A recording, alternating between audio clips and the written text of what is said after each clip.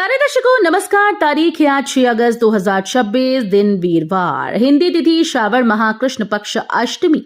आइए नजर डालते हैं हमारे प्यारे राज्य उत्तराखंड की तमाम बड़ी खबरों पर। वीडियो शुरू करने से पहले कमेंट बॉक्स में जय हिंद लिखकर हमें सपोर्ट करें। तो चलिए शुरू करते हैं।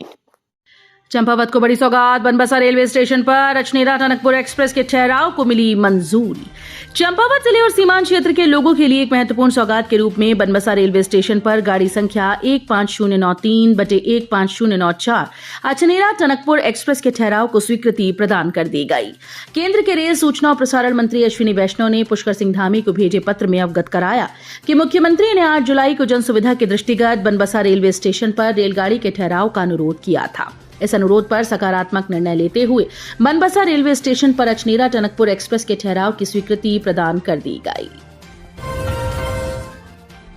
प्रदेश में भारी बारिश का अलर्ट, इन 3 जिलों में अत्यधिक वर्षा की चेतावनी।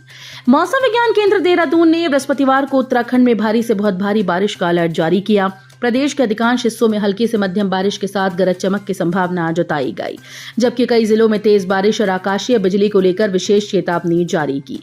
मौसम विभाग के अनुसार देहरादून, चमोली और बागेश्वर जिलों में कहीं कहीं भारी से बहुत भारी वर्षा हो सकती है। इन जिलों में गरज चमक के साथ आकाशीय बिजली गिरने और बारिश के अत्यंत तीव्र दौर आने की भी आशंका है। इन 3 जिलों के लिए ऑरेंज अलर्ट जारी किया गया। इसके अलावा टिहरी, उत्तरकाशी, पौड़ी, पिथौरागढ़, चंपावत, नैनीताल, रुद्रप्रयाग जिलों में कहीं कहीं भारी बारिश होने का अनुमान है। कांग्रेस ने एसआईआर आपत्तियों के लिए जिलावार जिम्मेदारी सौंपी, गोदियाल के निर्देश पर बनाई टीम। विशेष गहन पुनरीक्षण के तहत दूसरे चरण में आपत्तियों व दावों के निस्तारण में मतदाताओं की सहायता के लिए कांग्रेस ने जिलावार पार्टी नेताओं को जिम्मेदारी सौंपी है। प्रदेश महासचिव राजेंद्र सिंह भंडारी ने बताया कि प्रदेश अध्यक्ष गणेश गोदियाल के निर्देश पर सभी जिलों में मतदाताओं की सहायता व कानूनी मदद के लिए टीम गठित की गई। देहरादून जिले में प्रदीप डोभाल, प्रशांत खंडूडी, डिम्पल सिंह, बलजीत सिंह, अकरम खान, हरिद्वार जिले में संदीप चमोली, संजय सैनी, सरफराज राव, बिलावर खान को जिम्मेदारी दी गई। सड़क बनाने के काम आएगी पराली, भारतीय पेट्रोलियम संस्थान ने बायोबाइंडर प्रौद्योगिकी का किया अनावरण। अब हर साल पराली जलाने से होने वाली प्रदूषण की समस्या से निजात मिलने वाली है। सीएसआईआर भारतीय पेट्रोलियम संस्थान ने बायोबाइंडर प्रौद्योगिकी का अनावरण किया, जिसके तहत कृषि व बायोमास अपशिष्ट का इस्तेमाल करके सड़कें बनाई जाएंगी। आईआईपी ने बायोबाइंडर प्रौद्योगिकी पर आयोजित प्रौद्योगिकी प्रदर्शनी कार्यक्रम किया, जिसमें वरिष्ठ वैज्ञानिकों, उद्योग जगत के अग्रणी प्रतिनिधियों व अनुसंधान सहयोगी शामिल हुए। आईआईपी निदेशक डॉक्टर हरेंद्र सिंह बिष्ट ने कहा कि बायोबाइंडर प्रौद्योगिकी कृषि और बायोमास अपशिष्ट को पेट्रोलियम आधारित बिटुमेन के पर्यावरण अनुकूल विकल्प में परिवर्तित कर सतत सड़क निर्माण की दिशा में एक महत्वपूर्ण उपलब्धि है। सोशल मीडिया पर महिलाओं पर अभद्र टिप्पणी करने वाला गिरफ्तार, पुलिस एसओजी ने दबोचा। बागेश्वर जिले में सोशल मीडिया का दुरुपयोग कर महिलाओं के प्रति अमर्यादित टिप्पणियां करने और भ्रामक प्रचार फैलाने वाले आरोपी के खिलाफ पुलिस ने जीरो टॉलरेंस की नीति अपनाते हुए बड़ी कार्रवाई की। पुलिस और एसओजी की संयुक्त टीम ने लगातार फरार चल रहे मुख्य आरोपी को 4 अगस्त की सायं थाना बैजनाथ क्षेत्र में पिंगलो बैंड कंधार तिराहा यात्री विश्राम गृह के सामने से गिरफ्तार कर लिया। कपकोट में दी गई तहरीर के आधार पर आरोप था कि जगदीश गोस्वामी नामक व्यक्ति ने एक महिला को बदनाम करने की नियत से उसके चरित्र पर लांछन लगाते हुए सोशल मीडिया साइट पर वीडियो अपलोड किए थे। दूसरे मामले में धर्मेंद्र सिंह दानू की तहरीर पर दर्ज हुआ। सरकारी अस्पतालों में सारी जांचें मुफ्त, चुनाव से पहले भाजपा सरकार का बड़ा ऐलान। उत्तराखंड के पुष्कर सिंह धामी सरकार अगले वर्ष होने वाले विधानसभा चुनाव से पूर्व लोगों को बड़ी राहत देने की तैयारी में है। उत्तराखंड के सरकारी अस्पतालों और मेडिकल कॉलेजेस में सभी तरह की जांचें निःशुल्क होने जा रही हैं।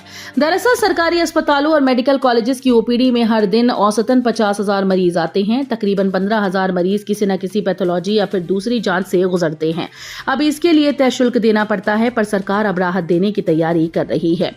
सरकारी अस्पतालों का इलाज निजी सेंटर की तुलना में सस्ता है, लेकिन कई बार पैथोलॉजी और रेडियोलॉजी जांच पर 500 से 1000 रुपए तक खर्च हो जाते हैं। नैनीताल में हर दूसरे दिन लापता हो रही महिला और किशोरी, जांच में जुटी पुलिस। नैनीताल जिले में महिलाओं और किशोरियों की गुमशुदगी के मामले लगातार सामने आ रहे हैं। जुलाई 2026 से अब तक जिले में करीब 18 महिलाएं और किशोरियां लापता हुई, यानी औसतन हर दूसरे दिन एक गुमशुदगी दर्ज हुई। हालांकि पुलिस का दावा है कि ऑपरेशन मिलाप के तहत अधिकांश मामलों में 24 से 72 घंटे के भीतर सकुशल बरामदगी कर ली गई।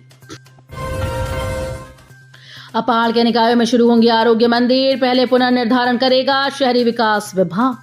उत्तराखंड के 114 अर्बन आयुष्मान आरोग्य मंदिरों का संचालन अब सुविधा वाले मैदानी जिलों के बजाय उन पर्वतीय नगर निकायों में होगा जहां स्वास्थ्य सुविधाएं अपेक्षाकृत कमतर हैं। इसके लिए शासन स्तर से निकायों के हिसाब से पुनर्निर्धारण किया जाएगा।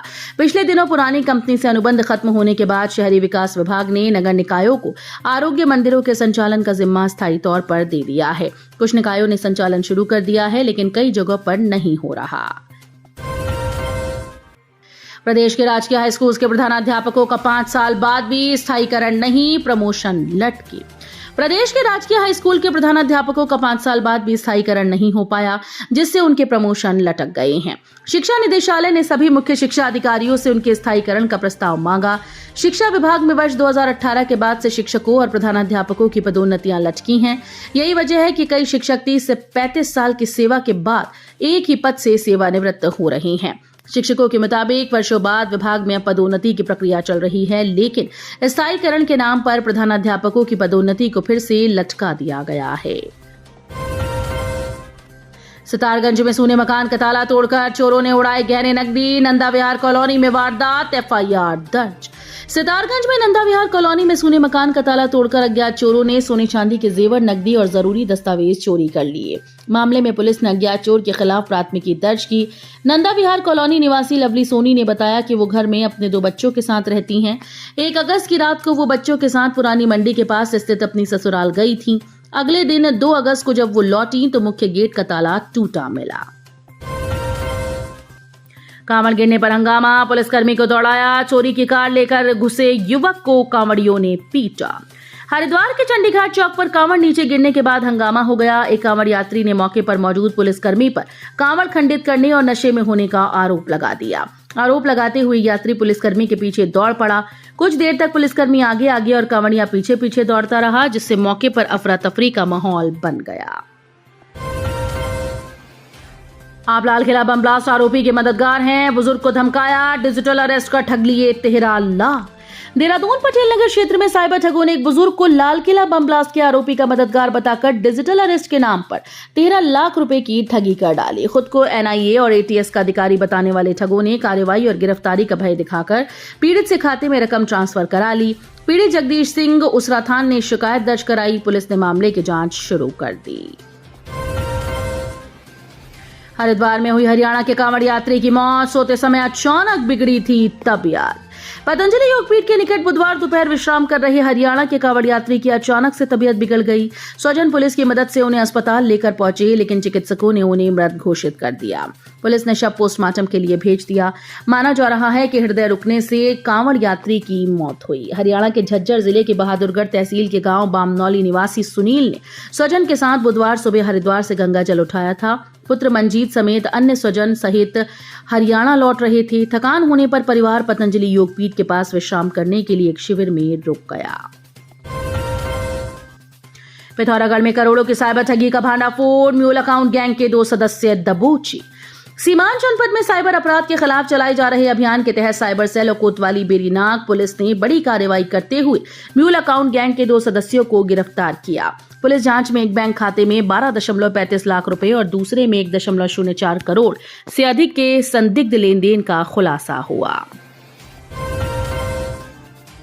हेमकुंड साहिब यात्रा से लौट रहे युवक की फिसली बाइक, एक की मौत एक घायल, सीसीटीवी में कैद हुआ हादसा। बद्रीनाथ राष्ट्रीय राजमार्ग पर नंदप्रयाग के बगड़ तिराहे के समीप बुधवार को सड़क हादसे में 19 वर्षीय निहंग साहिल उर्फ शेर बाबा निवासी खुला गांव जिला तरन तारन पंजाब की मौत हुई, जबकि गुरुनाम सिंह को हल्की चोटें आई हैं।